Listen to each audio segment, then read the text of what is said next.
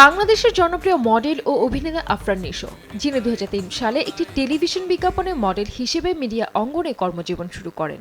এরপর 68-টিরও অধিক নাটকে অভিনয় করে দর্শকদের বেশ পছন্দের নায়কে পরিণত হয়েছেন তিনি।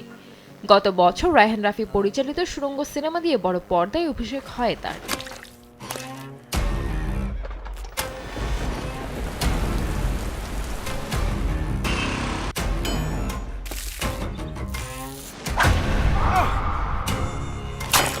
সুড়ঙ্গ সিনেমার পর দীর্ঘ সময় কোথাও দেখা যায়নি তাকে।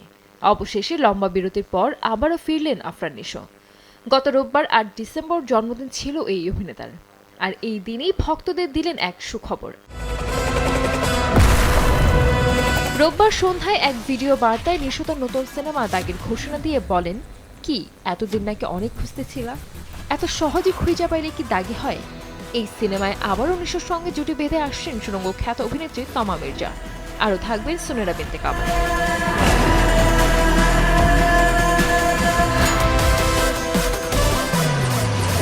অভিনেতার পোস্ট করা ভিডিওতে দেখা যায় চারপাশে তুমুল আওয়াজ। হেলিকপ্টারের দরজা খুলে যখন পা রাখলেন, তখনই অনেকের বোঝা হয়ে গেছে কে আসছেন।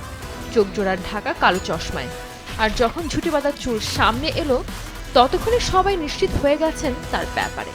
নতুন সিনেমার অফিসিয়াল অ্যানাউন্সমেন্ট ভিডিওতে এভাবেই হাজির হয়েছেন আফরান নিশো। এরপরই নেমে এলেন তমা মির্জা, সৌন্দর্যের দ্যুতি ছড়ালেন তিনিও। সবশেষ যোগ দিলেন শৈল্পিক সুন্দরী সুনেরা বিনতে কামাল। তাদের সঙ্গে প্রযোজক রেদওয়ান রনি ও শাহরিয়ার শাকিলেরও দেখা মিলল এক ঝড়ে।